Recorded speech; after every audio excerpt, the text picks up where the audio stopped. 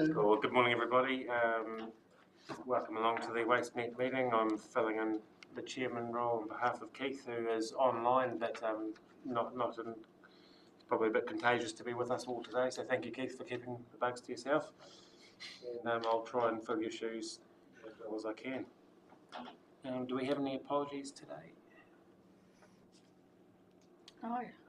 Was Barry coming in or He's not? supposed to be coming in online, but he's not there. I'll take that as no apologies. Do we have any declaration of councillor conflict of interest for any items on the agenda today? There being none. That takes us to the confirmation of the minutes, which are on page 4 of your agenda. I will move that. Thank you, Rennie. Seconded by Neville. Is there any discussion on those minutes? There being none, I'll put that motion. All those in favour, please say aye. Aye. Anyone against? That is carried. So our next item is the WasteNet Financial Reserves Management, which is on page 9 to 11 of your agenda. And I'll begin this.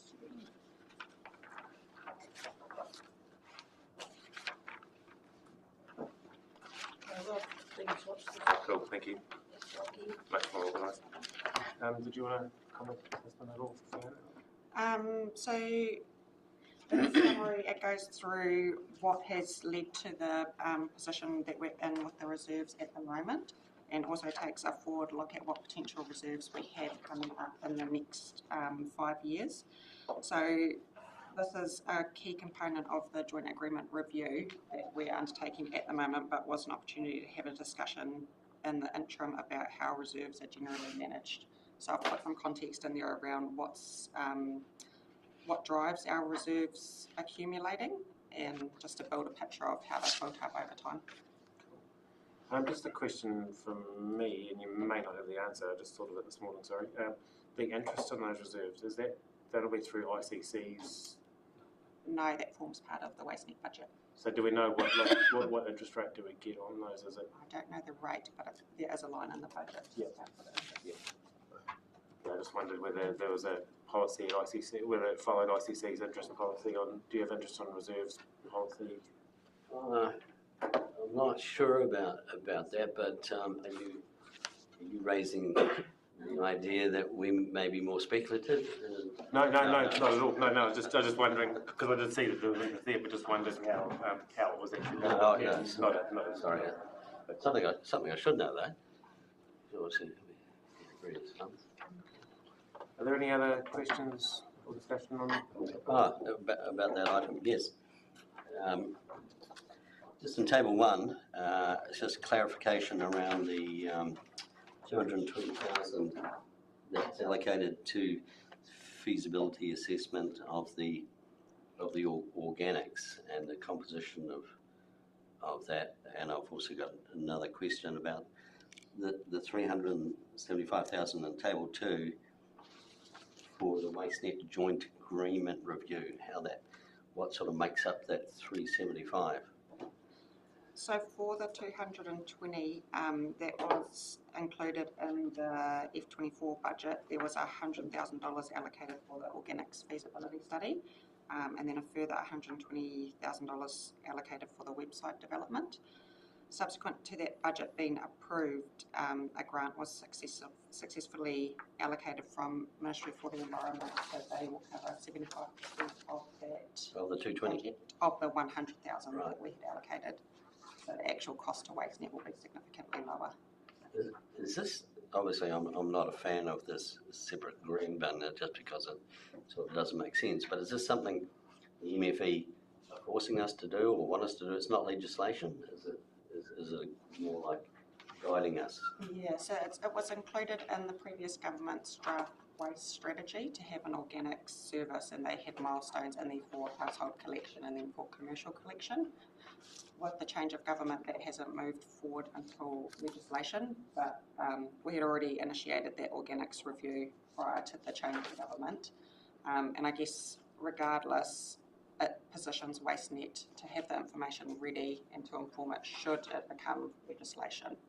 So that study's partway through, and Tonkin and Taylor, who have been a consultant undertaking the study for us, will come and present their findings from the feasibility study in October or November, and we can discuss then about how we move forward with it. Okay, so in that scope, for the review, would they look at whether, say, a service was provided, whether it would be an optional service that became a rate that only people opt in and opt out of, or a compulsory thing that you got rated for whether you used it or not? So we've given them the scope of all of it, so reviewing different options against status quo. So they'll look at how things, what are we doing at the moment, what are the benefits of gas capture for AB Lime. They've gone through and done modelling around if we did require an opt-in service for the region, what's the emission footprint of that. The scope that we've given them has also requested that they not look at a one-size-fits-all approach, so that something that might be suitable for Southland won't be suitable for Invercargill. So how can we look at different options that could cater for the different needs of the communities? The last question, as I understand, and we'll be able to ask the AB people later, is that for a healthy landfill, and especially in the science that's involved, green waste is a critical part of it to make it all work. And if we suddenly divert it all, you're sort of mucking up what they're trying to do. Yeah. No, that's okay. I'll just answer those questions. There was the review. Yes, so that's made up. I can send, it is included in the budget that was circulated earlier in the year. Off the top of my head, I can't remember the breakdown, but that's all of those different components there listed to make up that 375,000. Okay, no, that's fine. Are there any further questions or discussion on the report? Got quite a healthy reserve balance there by 2029, $3.3 million. I don't know if it's a good thing or a bad thing, but it's good to have money sitting in the bank, I suppose. If there's no further discussion on that, we've got our recommendations here that we received the report and then we confirm any considerations or requirements pertaining to reserve management that should be incorporated into the joint waste management agreement review process. It doesn't sound like there's anything for that, so just that we received the report. Someone happy to move that? Yeah, I'll second that. Thank you, Amy. All those in favour, please say aye. Aye. Anyone against? That is carried. Our next report is the emergency response solid waste provision, which is on page 12 of your agenda. Did you want to talk to this one at all, or pretty straightforward report? Are there any questions or discussion on this report? Yeah, Rangi? Yeah, it is straightforward, but I think the only key thing is that if there is some sort of weather event or a catastrophe, earthquake, whatever, is that we're able to communicate that bins don't go out. You know, that's the last thing we want is rubbish strewn all over the street, because people still follow their collection times. That's the only thing. It's just communication to emergency management and between both parties, and I guess WasteCo and whoever's involved, and getting it out to the public. Obviously, our emergency services do they have good contact with the public? I don't know what medium they use now. Is it Facebook or something? It would go through civil defence essentially, and I think having both groups being shared services between the two, so we've got good links in with the councils and both. So I think there should be good, nice, clear lines. So that's the key thing, I reckon, is not having that rubbish out on the streets. And I've just had Anteno written down here as well, which is a good comms mechanism. Do you use that? What's that? Anteno, it's an app on your phone. It's quite a good. It's used throughout the district, and in terms of the emergency, it's a good way to communicate with people as well. Okay. So we could almost say, don't put your rubbish out today. This is coming. Councillor Minty? Yes, thank you. It's just not sure what the take up of Anteno is. Yeah. It's increasing all the time, but it's not. Because I don't know if the other councils use it. I know we use it at STC. Gore does. And Gore. We were the first one in the district. Our uptake's very high, actually. Yeah, I think the thing to remember with that is that there's no one silver bullet for comms. You know, you've got to go out through multiple channels, and the more you've got, the more people you can reach. So it's about having that connection across social media and also in radio, etc. So, And combined with a modicum of common sense, Yeah. we get there. Cool, so we've got our recommendation there that we receive and endorse the report, emergency response to solid waste provisions. I'll move that. Thank you, Rangi. Seconded. Thank you, Christine. All those in favour, please say aye. Anyone against? That's carried. And I'm just going to go back to the future and go back to our apologies. We've had an email come through for Councillor Stewart. So can I procedurally just go back and add Councillor Stewart in as an apology? I'll move that from the chair. Do I have a seconder? Thanks, Rangi. All those in favour, please say aye. Anyone against? That is carried. Right, our next item, which is our WasteNet financial report for the year ended 30th of June, so at the end of the financial year, which is on page 15 of the agenda. And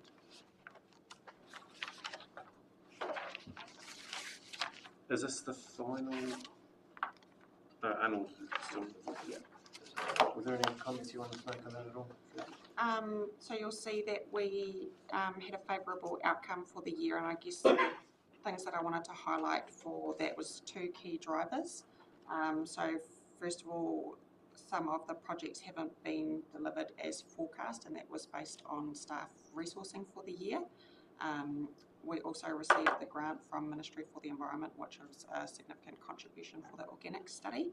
And there were some significant waste trends which influenced our budget outcomes for the year as well. So those were the key points to note for the budget or for the financial report this year. Thank you. Are there any questions from the floor? Rangi? I just want to point out the irony. We've had a drop of 4% in material to landfill, which obviously affects our income because we get it's not that. But the irony is that our objective, well, the whole objective is to reduce waste to landfill. Is to make us broke. Diversion, so theoretically, when we look to the future, and we talk about it later in the agenda, is how many kg per person and everything. So it's a real tough one. More waste to landfill, we get more revenue. Less waste, which is a good thing. But obviously, no doubt AB Lime will be able to tell us later in the day what key factors cause those big fluctuations in landfill, like construction projects, stuff like that, because it's probably not domestic that influences it, I don't think. So we did see a significant reduction in curbside. Is that right? Yeah. And most of from across the country, it's been just attributed to reduced economic spending and therefore waste output. So that was one of the main drivers, was curbside. Okay. I've just got a question on the debtors on the cabinet financial position. I see that's sitting at nearly $1.3 million, and I know we've sort of had discussions around that previously. Is that something that we're kind of on top of, or because that to me is a bit of a red flag? So it is. We've got a process underway. It's being drafted at the moment, which I think we might have spoken about previously, but essentially introducing a communicated policy whereby if there is significant overdue accounts, then the access to the transfer station and landfill would ultimately be revoked.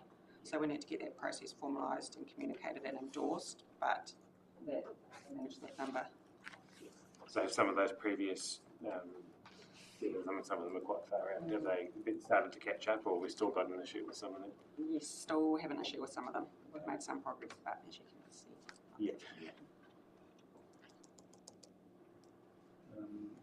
Are there any other?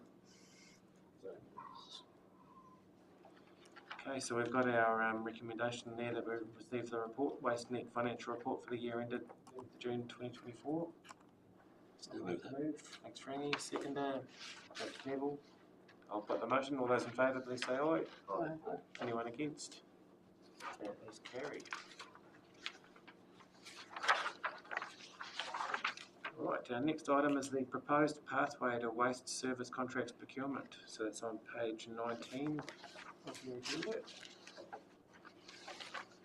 And once again, I'll look to my left. Did you want to talk to this one a little, Fiona? Yes, so there's a few key points to note. There's the timeline in Table 1. So we have tried as much as possible to allow ourselves a generous timeline, but one of the crunch points there at the end is if there is a change in the contract holder, there may be a requirement for a bridging arrangement because we do have quite a tight time frame, so we're conscious of making sure that we move through that time frame as shown. The other key thing to note is that we have recommended that the Invercargill City Council procurement team would lead, obviously with input from the Waste Advisory Group and from WasteNet, and by default therefore recommend that the ICC procurement policy would be followed. So just wanted to make sure that was clearly understood and communicated from the outset. Thank you, did I read that procurement policy is due for review at the beginning of 2025 somewhere? So we're accepting a policy that we won't be seeing unless it comes back to this committee at the time. Yes, that's correct. It is due for review on 2025. So how would that come back to us? Kieran might have some thoughts. I think it's one that it wouldn't come back to this committee for decision, but it could absolutely come back to this committee for information of any changes that had been made through the review process to ensure the committee was still happy. Yes, because we're accepting a policy that's in force now, and then we're accepting a future policy for which we may have questions around. So I think it does need to come back. And just in terms of that policy as well, I note that it's got consultation with the Te Rūnaka that associate with ICC, but it doesn't actually stretch out to the wider district and Gore, so we might need to just include that in the WasteNet kind of process. Sorry, just a further question around that as well. I think it includes in there, and my notes aren't so good, but it refers to the 4 well-beings as well, and it's been indicated that there will be legislation to take those out of the legislation.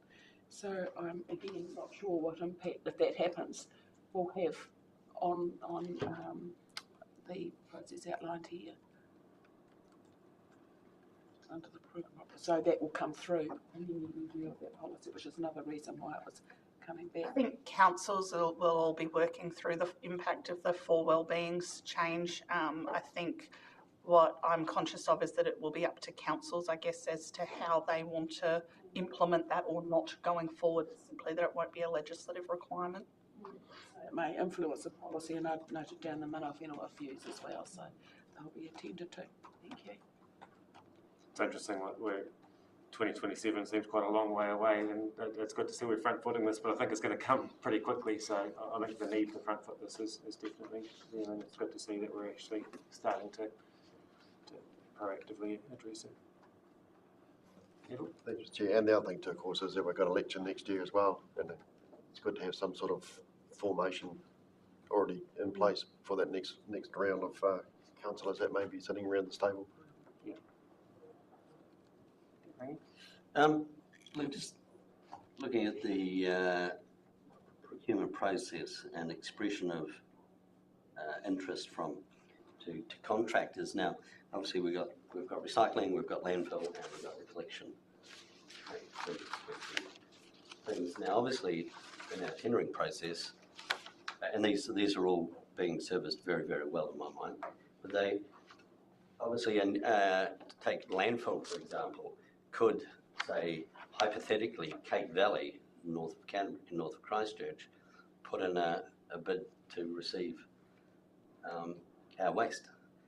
So at so much a tonne, but obviously they could provide that, but obviously we've got to get it there, which is a thing. So, and the same with other companies. I just wondered how that expression of interest actually is received.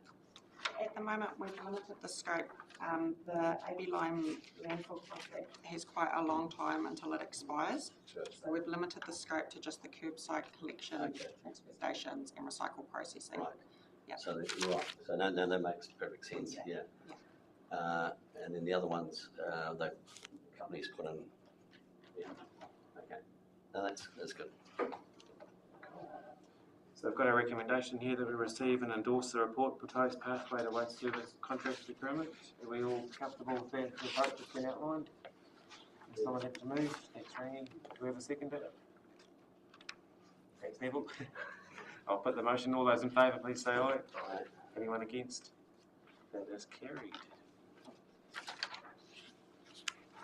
Right, so our next item is the WasteNet Education and Communication Update, which is on page 34 of your agenda.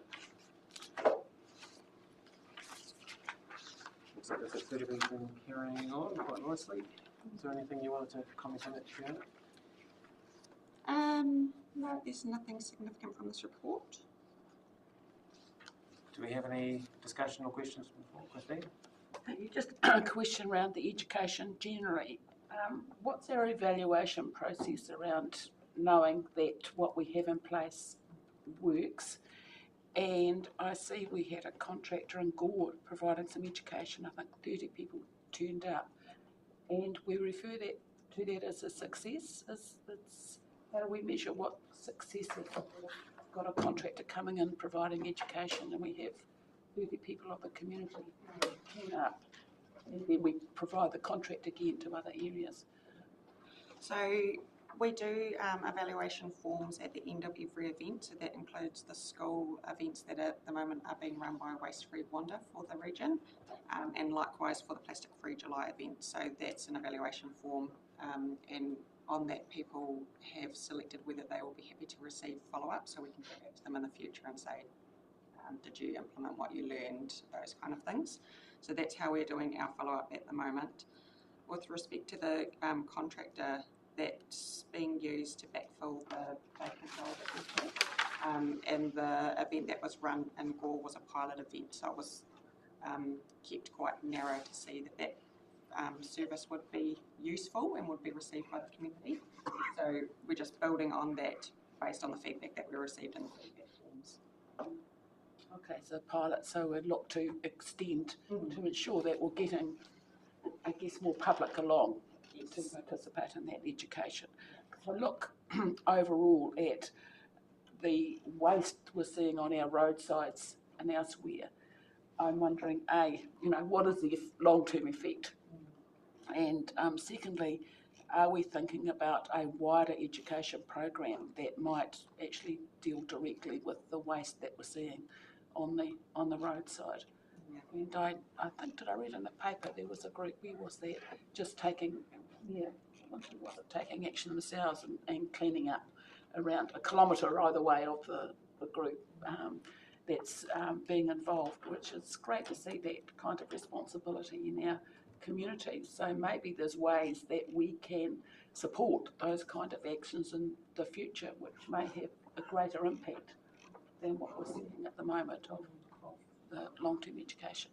I think, Fiona, we had requested some stats from the contractors of the various different councils around what they were seeing in terms of volume of roadside waste.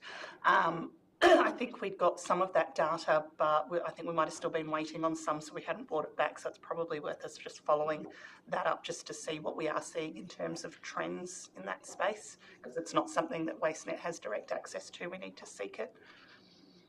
Yeah, I had a special look on the way in this morning, and yeah, it's certainly not getting any better, and it's almost getting worse. I don't know. It's not I don't know what inspires people to throw rubbish out the side of the road, but it's something that needs to change.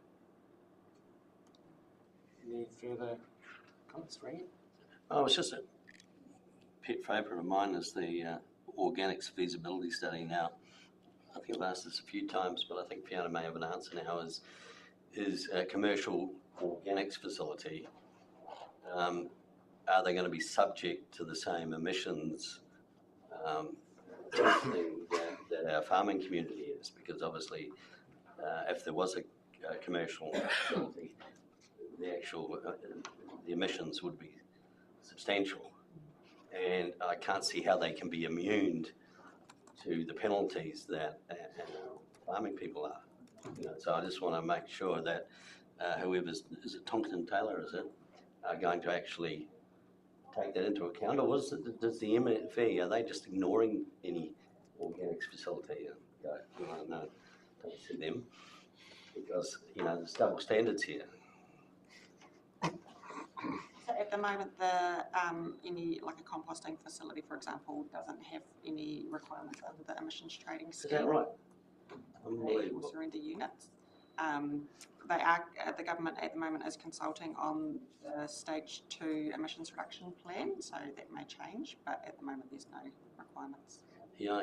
That completely baffles me that you can have two standards. Well, it might be a case of careful what you wish for, because we don't want to get another. I think proposed that on being it. said though, Fiona, the work that Tonkin and Taylor is doing, one of those criteria that they're looking at is around the carbon emissions side of it. So although it's not something that's through the emissions trading scheme, it's something that's being looked at in all options in terms of whether to move forward. Is that correct? Yes, that's correct, yeah. So they've done quite in-depth calculations, not only on the processing side of it, but also the collection side of it, so that we can get a full picture of the carbon footprint, depending on what options. I mean, obviously, domestically, those who wouldn't use a green bin have their own. I mean, I've got a triple tiered compost system that ages over 1, 2, 3 years at home. Now, obviously, there's emissions coming out of that. And I would imagine there's quite a few people in Invercargill with their own composting, and the same in the country.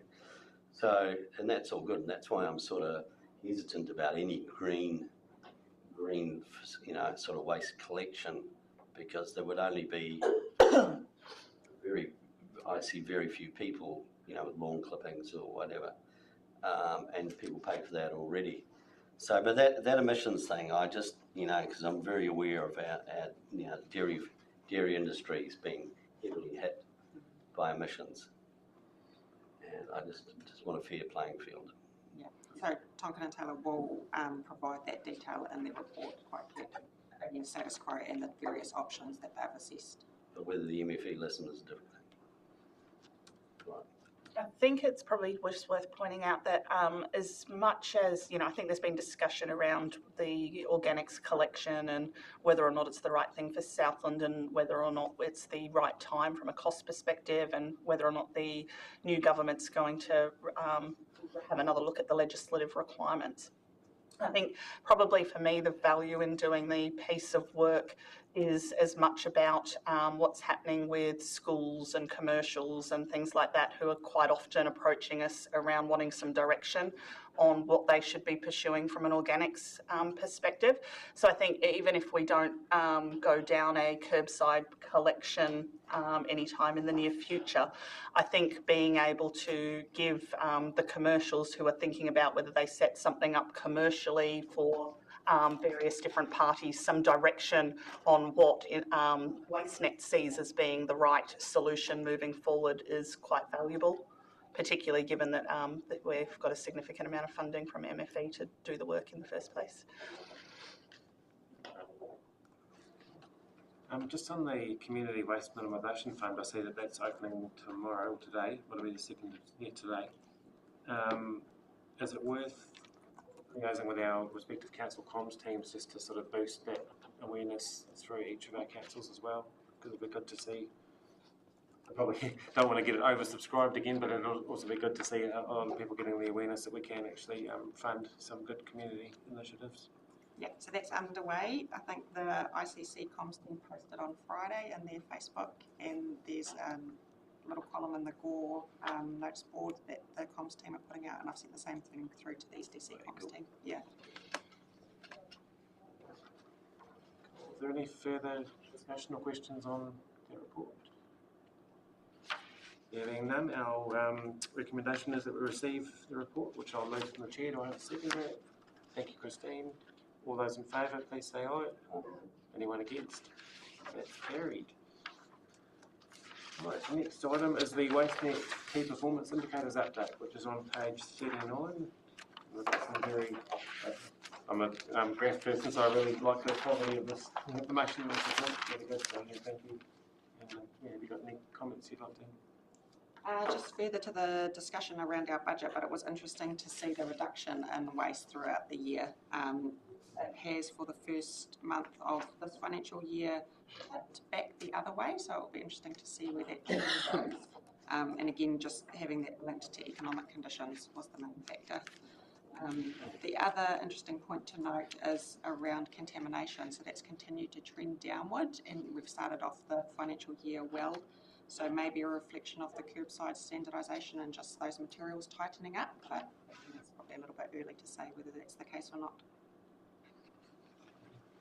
That big jump in figure 2, is that potentially because of the blue cliffs? Yep. Right. Are there any questions or discussion? Yeah, just with that decrease in say the red bins, have we noticed an increase in the yellow bin because people have suddenly gone, oh, that's actually, that packaging is recyclable, whereas previously the packaging may not have been, and we're talking about product stewardship here. So that, have we noticed an increase in recycling? No, it's followed the same trend. Okay, so it's just less going in the red bin. And have we found that with glass, are people choosing the yellow bin or the red bin? Because it seems to be, people seem to still have the mind fixation that it's recyclable. We know it's better off going in the red bin. So We don't have data on the breakdown of glass specifically. Yeah. because that's quite heavy, obviously. Right, that's fine. Any further questions or discussion? There being none, I'll take us to our recommendations, which is that we receive the report and we note the materials discarded, waste to landfill and diversion data and trends. And yeah, just a comment again, it's a very easy to read, good report, so thank you. Someone happy to move? Thank you, Ray. Seconder? Thanks, Neville. I'll put the motion. All those in favour, please say aye. Aye. Anyone against? That is carried. Right. Our next item is the WasteNet Strategic Plan Execution and Activity Update on page 45.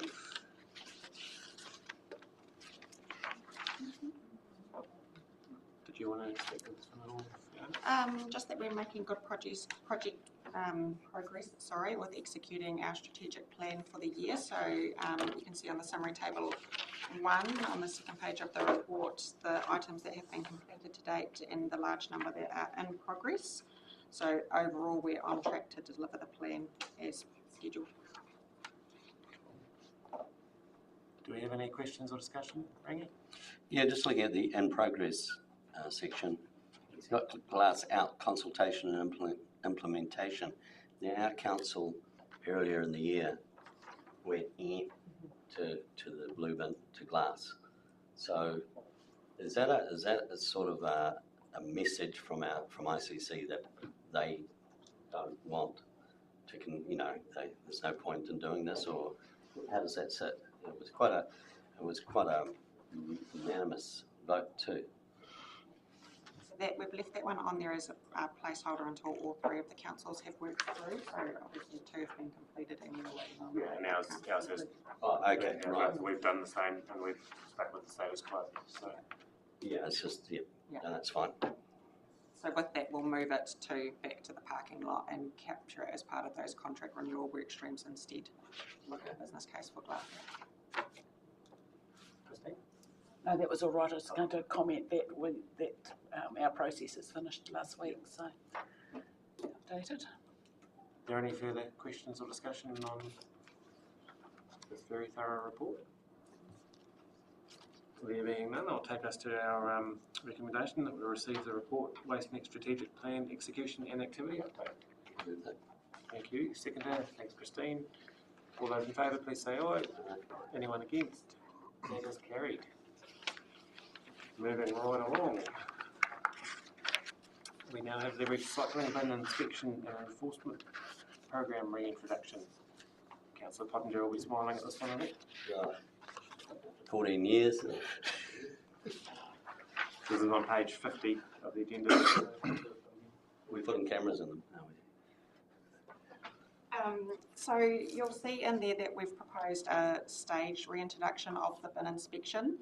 So it is quite a staged and, I guess in some regards, a long process because we're focusing on the education and awareness before we move into the actual inspections and then finally moving into enforcement. So we've just tried to make sure that the community are aware of what's going in rather than jumping in boots and all going straight to enforcement. The other important thing to note from this report is around the legal opinions which are appended. So there was a 2014 legal opinion for WasteNet that we didn't require a bylaw to go forward with bin inspections and enforcement. So we've had that legal opinion reviewed and confirmed as being accurate. They did highlight that there is a recommendation that there is a bylaw progressed, but I think with the stage approach that we're proposing, we can continue those work streams in parallel, noting that we have the bylaw on our work program anyway. So those were the key points to note for that report. So how would the bylaw work across 3 different councils? Would that need to be a joint, would we each have to do our own individual bylaw and try and do it at the same time as well? Yeah, so I would see it, and again, happy obviously to take direction, but that WasteNet would prepare or help to support a regional one which could either be adopted or tweaked by the individual councils, but we would provide kind of a template bylaw. Covering just the specific topic so it doesn't get kind of polluted with other and caught up in other council processes. Directed solely at the bin management and the enforcement of it. I'm sure Keith would have some really good things in his head about that probably. I think the only thing I'd add into that is we might want to think about things like how do we deal with waste for events and things like that. That's often something that comes into your waste bylaw. Whether we not want to move towards making sure that events are doing good diversion, things like that. Are there any questions or discussion on it, Green? Yeah, going back years and years and years, pretty sure the bins were inspected initially by ICC staff at one stage, and I'm pretty sure they were suspended because of the risk of safety to the inspectors from obviously irate householders, people in their bins. Now, obviously, if we went to an external contractor like Wasteco, for example, the health and safety would come under their own policies for their staff. I imagine so, but we have our overall, the council has their overall health and safety for contractors as well. I'm just wondering how that all ties in, because it was a very real concern at the time. You had these young ladies doing it. I mean, I'm not saying you need a 6'4" big burly bloke checking it, but it is a real risk. And we can't discharge our health and safety liabilities. So that's why we've opted for an external contractor. They can resource it with 2 people initially. Yeah. And that's why we've recommended also such a prolonged and staged reintroduction, so that there's the awareness rather than somebody just turning up and inspecting your bin and getting that backlash. Yeah, no, it's just I think that was one of the reasons that it got canned way back. Yeah. And understandably too. Christine? Thank you, Gia. I think we have the advantage of, through this report, looking at other councils that are doing this as well, so we're able to see what might be the issues that arise and how they've dealt with them. Yeah. The only other comment I've got is just around the consultant doing the report and whether that was necessary for the level of information required for this process. Just needing to, did we actually need to go out to a consultant for that? Obviously looking backwards and not forwards, but for that HECA consulting report. Just on that, it's an old report that was brought to WasteNet 6 to 12 months ago. 12 months ago, I think. So it's in there for, it's not an additional report that we've brought in.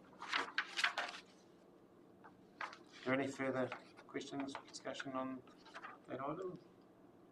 Good to see it getting some traction, and it'll be interesting to see what kind of results we get going forwards with it. Sorry, just one further question. Obviously, the cost of that service, will we budgeted for that?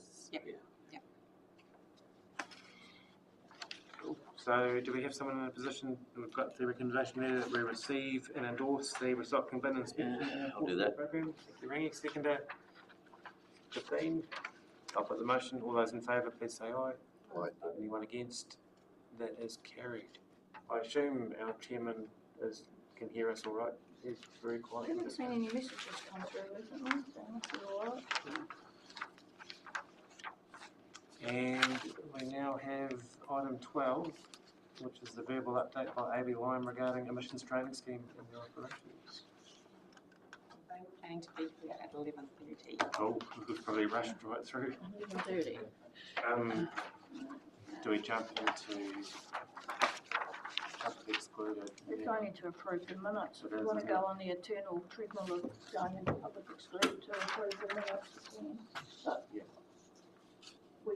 I feel we covered them off at the beginning of the meeting because we confirmed the minutes of the Yeah, meeting at the beginning. so you suggest we don't need to? I don't believe so. Unless you want to have a discussion on something that's in them that you don't like. Was everyone comfortable with the public excluded minutes?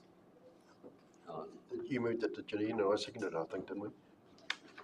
I'm more than comfortable, Mr Chair, to endorse those committee minutes incorporated with those. Cool. Yeah. No one have any? Cool, we'll incorporate that in the original, thank you. Suggest a cup of tea? Yeah. Well, You nothing might as well else. adjourn the meeting. So I will now adjourn the meeting and we can have a cup of tea. With their purfling, there's probably no way to get them here any earlier, is there?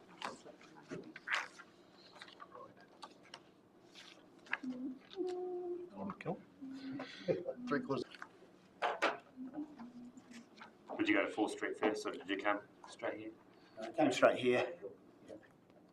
You know, it wasn't too bad. Yeah, sometimes we'll go to 4th Street first and then... Oh, I actually would have, honestly. I nearly did. But it hadn't been a phone call for this morning. Cool, we're back online now and I'd like to welcome Steve, and my really bad name recall just failed me, so... Craig, sorry. Steve and Craig from the landfill out at Kings Bend. So, did you want to talk first or just hand straight over to them? Or, Yeah, we can hand straight over. Yep. or hand straight over, the floor is yours. Yeah, so Craig is Craig Hunter. He's our managing director. So, and then I'm Steve Smith. I'm the general manager of AB Lime. I don't know how many of you actually been to the landfill. Half maybe. Obviously, we're out in Winton. Primarily our business is quarrying. Got a big limestone quarry there, been going for nearly 100 years on the site.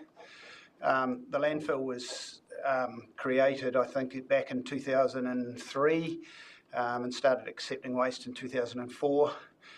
So we're just sort of really just past our 20th birthday, so we're been going a while now.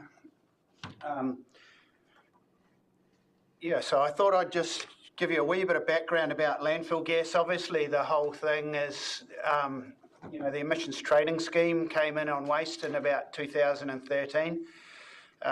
So I just thought I'd take you through the landfill gas and how it kind of works, because, I think it's quite interesting, and obviously there's some financial implications of the whole emissions trading scheme for us and then subsequently you guys. So. First of all, what is landfill gas? I'll just go through this really quickly. It's sort of between 45 and 60% methane, obviously a big component of carbon dioxide there, and there's a whole lot of remaining stuff. So all the smelly stuff that you smell when you kind of smell rotting down rubbish, so hydrogen sulfides and those sort of non-methane organic compounds, they're the kinds of things that you smell when you come to a landfill.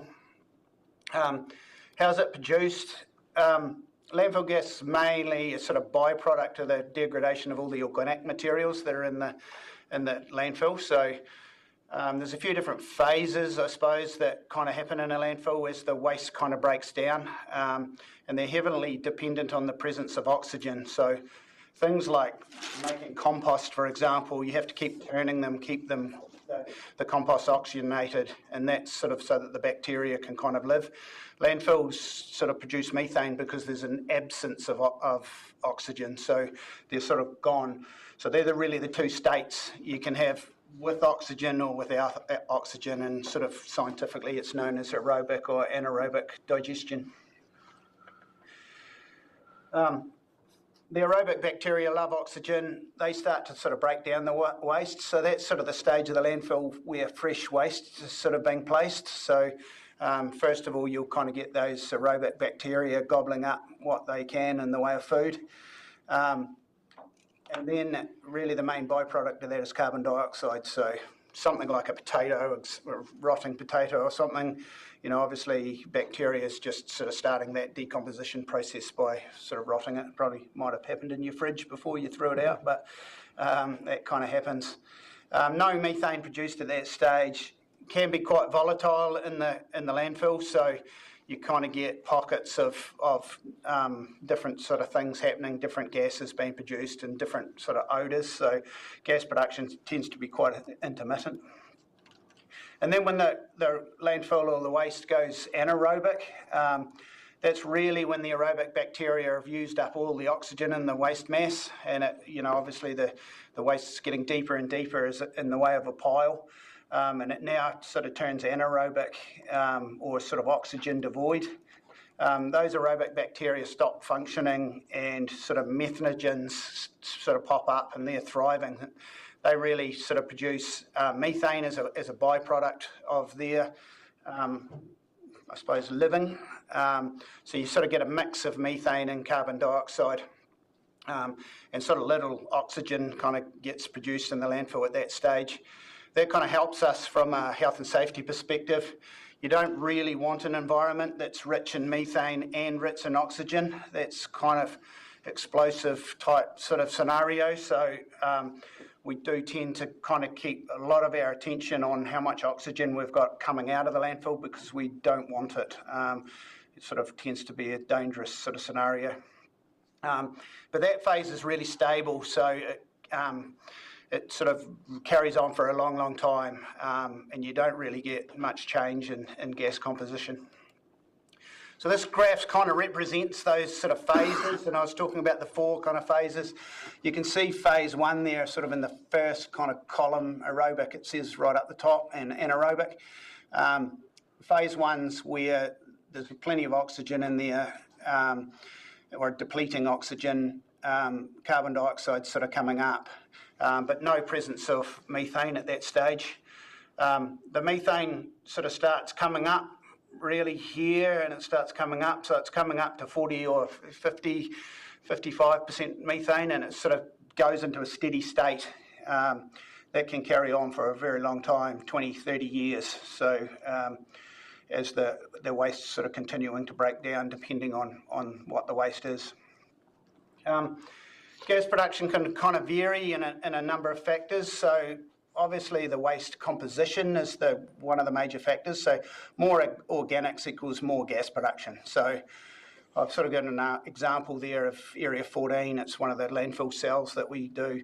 There was quite a lot. It was a bit of a hotspot for us from gas production, really because of high loading of biosecurity waste. So when the oyster cull kind of happened with the Bonamia, there's a lot of oysters and mussels that went in there. At the same time, the M. bovis scenario was happening with cows. So we took a certain amount of cows that had to be culled for and didn't have any commercial value. So that area for us is sort of very high producing area for gas, but it's because of the high organic loading. Hydrogen sulphide is a thing when you've got those kind of wastes in there. Hydrogen sulphide's incredibly smelly gas. Human nose can detect it at 1 part per billion. So it's quite strong, and it can be a bit dangerous in itself too if it's not well managed. How wet or dry the landfill is, ideally you want it not too wet and not too dry. You kind of want it in this Goldilocks spot. obviously Southlands can get wet, and we wouldn't want to flood the landfill.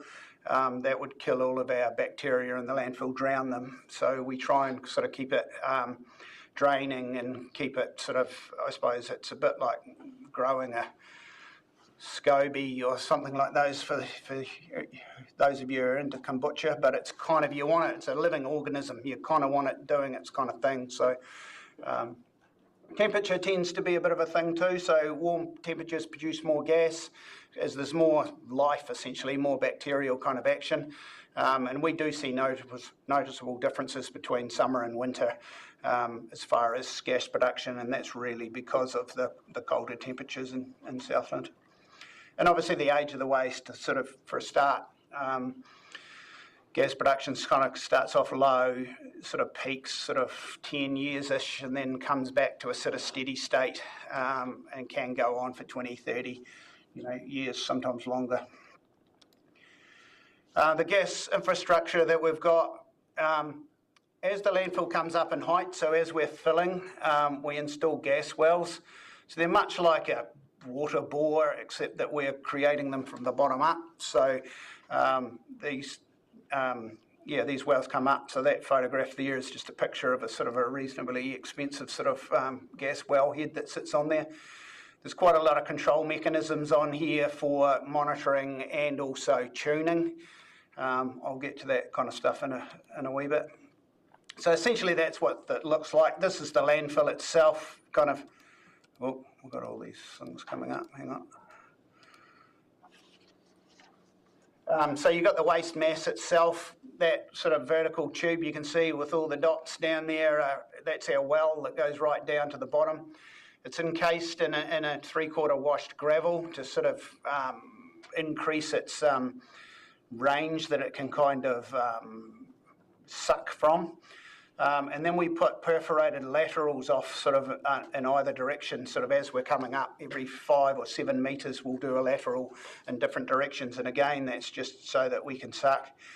And then when we do the capping on top, so this can be either temporary capping if it's sort of still in an active area, or permanent capping if it's sort of in an area that's full of waste. So we put a bit of an HDPE, it's not a very good representation on here, but a bit of a plastic skirt around the well, because we don't want to suck fresh air from here into our gravel layer and then up and out our pipework. So we tend to sort of try and minimise the amount that we're sucking through. And then there's just a concrete manhole enclosure, the thing that goes on there, the wellhead itself, and then pipework that takes it back to our destruction equipment. So you can kind of see in this diagram all those yellow lines and all the wee sort of circular kind of dots. They're all our pipework is the yellow stuff, and the dots is where all of our wells are. So I think at the moment we've got nearly 60 gas wells that we're sucking off. So they're sort of installed in a loose grid, 30 metres by 30 metres. We sort of found that was a good spacing for our kind of landfill and the kinds of waste that we're sort of taking. Some of the landfills do go out to 50 metres by 50, but we just found that there was more gas in between, so we've closed them up to a bit tighter now. Really, the big thing for us is trying to stop fugitive emissions as well. It sort of reduces the whole odour on site, as well as capturing the methane for ETS kind of reasons.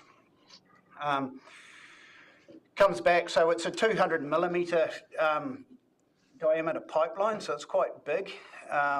You guys that deal with water will know what a 200 metre pipeline kind of looks like. It's a reasonable size. And we just apply suction to that entire pipeline. So it's not a lot of suction. You could probably breathe in with more pressure than we were sucking off. But as the landfill's producing gas, we're just essentially slightly better than passively taking it away. So that's really to stop the fugitive kind of emissions, as well as capture as much gas as we can. As far as destruction and utilisation, we've got a couple of gas flares there that we're kind of looking at. able to burn off 1,000 cubic metres of gas an hour each. They're really just like giant barbecues. If you look into the inside of the air, it's essentially running like the burner on your barbecue. Obviously, barbecue's LPG, but we're running methane. Very, very similar. It's just that obviously with landfill, we've got all those other sort of nasty hydrogen sulfide type sort of things in there that we want to destroy as well. So the flare operates at 750 degrees. That's really to burn off all of those volatile organic compounds so that they don't come squirting out the top. So yeah, they get incinerated essentially. It's running as an incinerator at the same sort of time. So one of those flares will go 24/7, one or the other. One of them's really there just as a backup to the other because the gas just keeps coming off the landfill, for the next 20, 30 years. So we've got to be able to deal with it. We don't want it to build up on site or squirt out and go and visit a neighbour who would start to complain about odour. We also use a portion of our landfill gas to dry lime in our mill. It was really a trial that we did a few years ago, just as proof of concept. Works really well. We're obviously burning coal in our dryers at the moment, and to dry our limestone, agricultural limestone product. And currently the gas reduces our coal usage by about 20%. The other thing that we're working on at the moment, and the board just gave me approval maybe Monday week ago, really we're looking at installing a 1 megawatt landfill gas generator. So I'm not sure, you may have one of these sort of operating down at the wastewater treatment plant. We're just going to essentially generate electricity and pour it into the national grid. So they've got quite a lead time, these generators, so it'll be the next sort of 12 or 18 months that we hope to sort of have it going, hopefully closer to the 12. But it's sort of, to give you an impression, 1 megawatt's about 650 homes-ish, depending on their energy needs. So is that instead of the burners that you've got currently running? Yeah. Well, it's sort of like one of those scenarios where it's what is the best use for the gas? So what's the best financial kind of return really for us? So ECA did a study for us a while ago, really when the Labor Greens government was still in, and they kind of looked at replacing coal. They had some money for decarbonisation and those kind of things. That kind of source of money's sort of dried up now. So I threw in electricity generation as a part of that kind of study. And electricity generation, obviously you all know that electricity prices are spiking, and certainly it's sort of got some good feasibility for us to sort of head down that path. You should, Steve, wouldn't you couldn't get rid of your destructor though, because you need those gases that aren't used in the electricity generation, because you can only use flammable gases, those other... Yeah, the firing in the actual cylinder, though, that destroys those gases. Yeah, that's what I mean, but you can't do away with the destructor, can you? No, that'll still have to sit there as well. But you need to feed off the flammable gas into the... Yes, correct. So some of these gas engines, as long as the methane is high enough, they do burn landfill gas. We won't be scrubbing out the methane and just putting it into the engine. We'll be putting the whole landfill gas into the engine. Through the engine, right. Yeah. And it does run sort of reasonably efficiently. We're not doing anything that's unusual. Red Vale landfill, for example, in Auckland run 16 of those generators sort of in parallel. So this is pretty stock standard sort of technology for a landfill. The landfill gas tuning, obviously I've sort of already talked about that we want a high methane, low oxygen sort of environment. Really every single landfill gas well, so all 60 of those landfill gas wells are all different, and it's really to do with the kinds of waste that got stacked around in that area. Ainslie has to monitor those for gas composition regularly. We have real-time monitoring back at the gas flare that just measures it continuously. but every wellhead needs to go around and sort of have its sort of tap tuned so that we're not sucking too hard, or we might be able to suck harder, really based on that composition. And she'll be looking at oxygen. Is the oxygen too high? Is it zero? So therefore I can try sucking a bit harder. So look at this, it's more art than science I've got in here. It's actually, some of our wells are incredibly temperamental. You can suck, too hard on a well by quarter of a turn with the tap. So it's kind of juggling it around and monitoring it continuously almost. The capping, obviously we've got this big cap, and there's those things that you're talking about, all the layers. We've got the wastes here, we've got 700 millimetre thick layer of intermediate kind of minor rock, so we just use limestone for the cap. And then a 300 mil layer of screened minor rock, so it's got to be 40 mil or less in particle size. There's then a geosynthetic kind of layer that goes in there, so GCL effectively, it's a bentonite and clay impregnated fabric that stops essentially anything going through it. And then we put more screened minor rock on top of that to protect that GCL layer, and then we can put a growing layer on top and grow some grass. So we can't ever plant trees or anything like that on the landfill because the roots would just go down through and destroy our very expensive landfill cap. So it tends to just be some random sheep wandering around grazing and doing its thing, and then sometimes we just get on a lawnmower and mow it like a park. So. And then we look for fugitive emissions. So Ainsley walks this grid, so all those wee green lines are wee dots taking a methane reading. Green means good. It means that we're sort of fully compliant with what we're targeting. So in this case, it's to do with our compliance kind of mapping. So we're not allowed anything more than 5,000 parts per million methane escaping through the cap. So we're always looking for leaks and doing those kind of things. The emissions trading scheme, so Waste has been part of it since really its origin, 2013. It came in Waste and Energy. So we've been going, all our waste goes across through a weighbridge. We need very accurate reading on how much waste is actually coming into us. We've got to submit an annual return to the EPA by 31st of March each year for the preceding calendar year.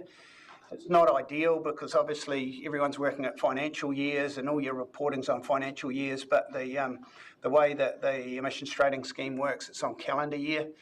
And then really once we've done that return by the 31st of March, by 31st of May, we've got to surrender units to obviously pay for our emissions.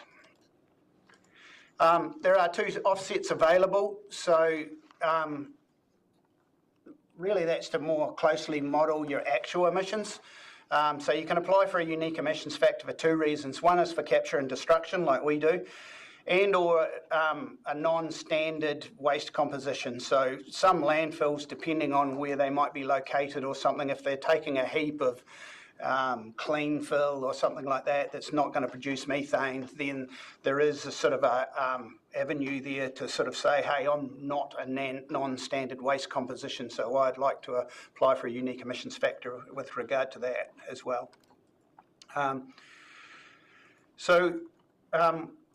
We can use those actual landfill tonnages and we can apply for a unique emissions factor. So that's by the 31st of January, which is an incredibly short time frame considering it's sort of the middle of the summer holidays.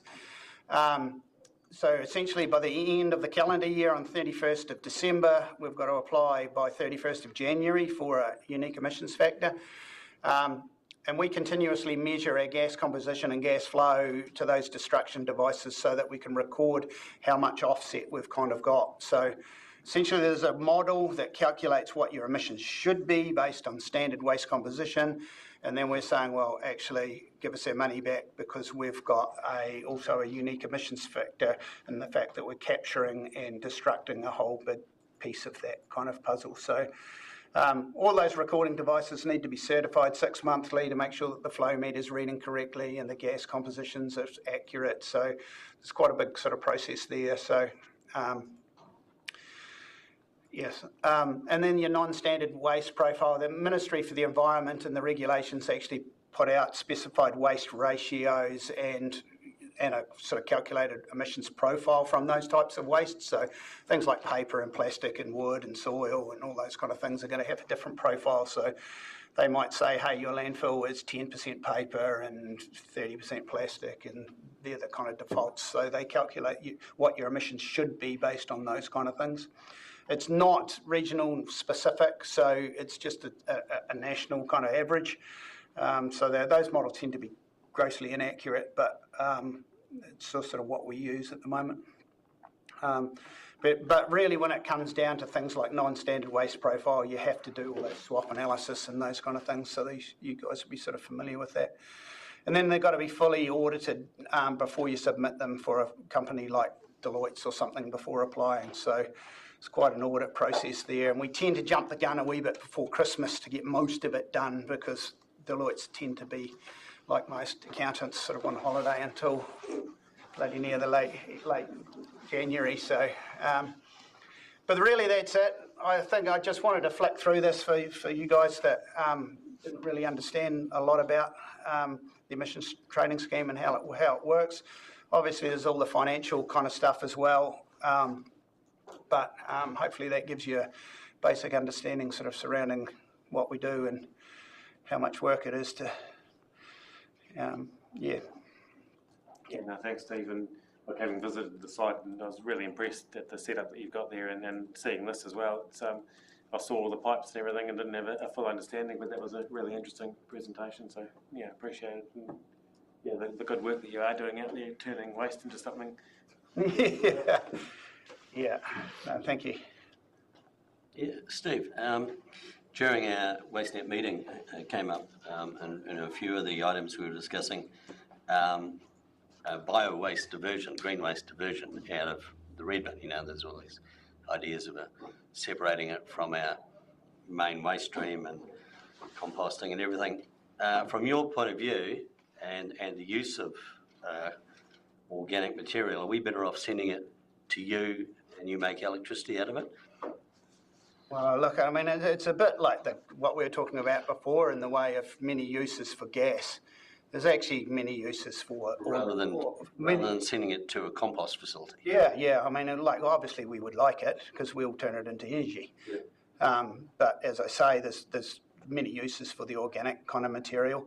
The New Zealand's waste strategy obviously talks a lot about, you know, having a green bin or something where you can kind of collect all that organic material and divert it away from landfills. But that strategy also talks about increasing the amount of energy that is coming off our landfills in New Zealand too.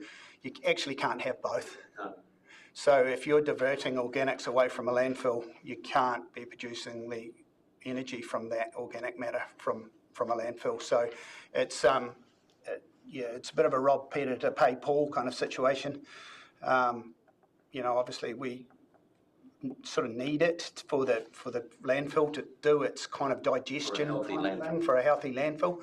But yeah, I mean, everybody's got their own personal views on landfills and where it should be going, etc. But so the other question I asked was, if you do have a composting facility, a commercial one, why aren't they subject to emissions?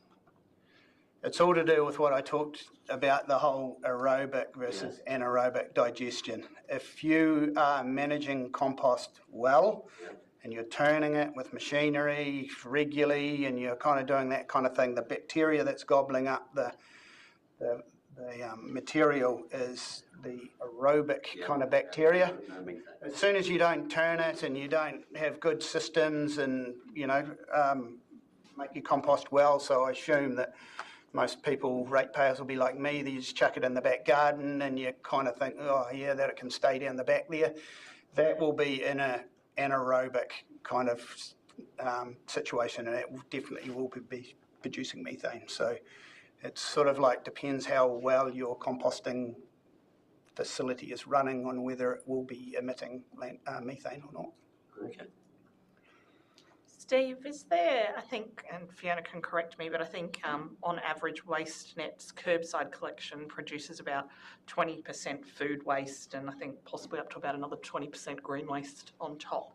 Is there you talked about that efficient running of the landfill, is there a minimum viable of what you need from the curbside collection before it starts to cause you problems, or?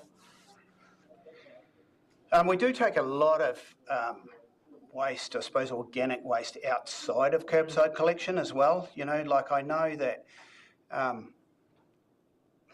this is my personal view, I suppose, is that when you're actually at the landfill itself, you'll sort of understand the curbside green waste bit is just an incredibly small amount of the organic material that we're kind of taking. So to me, it comes down to almost an economic kind of decision on whether, you know, those green bins on the curbside would be becomes a cost way up of which is the best. That's right, because, you know, like I assume that people kind of think that landfills are filling up the whole world and polluting it at the same time, but that's, you know, a modern class 1 facility like ours, that's just blatantly not true.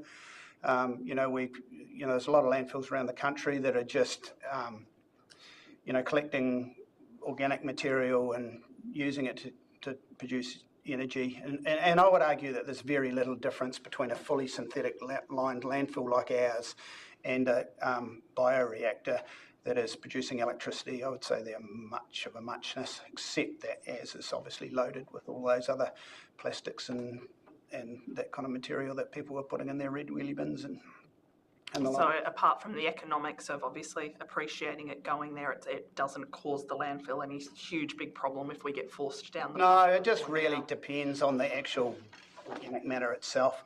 We're not a liquid waste facility, so that material has to have at least a 20% solids component, and it's the mix of that kind of near 20% type waste material versus proper solid waste. You know, the blend, if you get too much of this more sloppy stuff down the end, it can cause us problems operationally where we can't compact properly, and it's, you know, those kind of things. So, you know, the balance for us at the moment works really, really well. You know, diverting organics will obviously not help us in the way of energy kind of generation and those kind of things.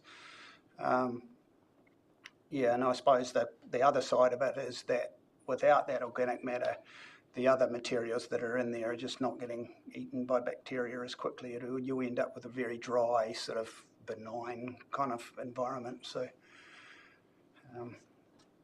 not my call, really. No, it was just understanding if there was something that we needed to be doing in that space, but it sounds like is what it is. So it wouldn't make it easy for you to have control over being able to create the perfect mix in terms of, like with your well sites and everything, to be able to say, well, I need to put this much organic stuff in on top of the household stuff, or is it? Oh yeah, well that's what we do now. That's literally, we are blending like that, commingling or whatever we like to call it. Yeah, no, it does work really well currently. You know, obviously we'd be a bit nervous for some of these discussions around curbside organics collection and stuff. It may change the mix, but you know, it really depends on volumes and how much effect that will actually have. Yeah, I suppose in the big bucket of all the organic stuff that's coming from industrial kind of users. As far as if it comes in front of our council, which I know it will at some stage, you know, there'll be someone saying, "Oh, we need to save the planet," you know, and with the curbside collection. Now the curbside collection's you got separate trucks doing the same route. At the moment, we've just got one truck that picks up your stuff, you know, and includes green and solid, you know. So we could safely say that by sending it to you guys, we're still saving the planet. I mean, we are. You are using it. I mean, yeah, obviously all those trucks and stuff have carbon emissions, and yeah, so using these trucks. Look, someone would need to do the analysis and see if you're actually saving the world by doing that. You actually could be doing the reverse by burning a whole lot of diesel and and, Correct. yeah, so, No, I'm just preempting the kumbaya scenario, yeah. Are there any other questions for Stephen Craig? But then we could use your electricity development to have a fleet of electric trucks parked up at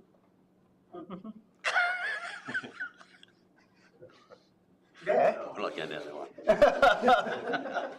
Well, I mean, yeah, I mean, in reality, that's what we're doing. I mean, people have seen the electricity prices spiking and everybody's read the media and stuff. There's just not enough generation in New Zealand to be able to cope with periods of high demand. And yeah, certainly we're going to be pushing it into the national grid so anyone can use it for anything they like. So what's your potential to increase it? Oh, look, I don't know. It just depends on waste volumes and those kind of things. It's really, at the moment, we've got about, the ECA study said that we had about 1.4 megawatt of electricity generation kind of available from a gas perspective. You know, we're obviously not going to put a generator in for 0.4 because of the cost involved, but in time, we may just bolt another one beside it, or as I say, Redville's got 16 of them, all in a big row, burning off their gas. Cool, well, thank you very much. That was a Interesting. very Yeah, interesting that's very good. presentation, so thank you. We can end the offline. Drew. So you're going to close the meeting? Well, no, I'll officially close the meeting and thank everyone for coming along.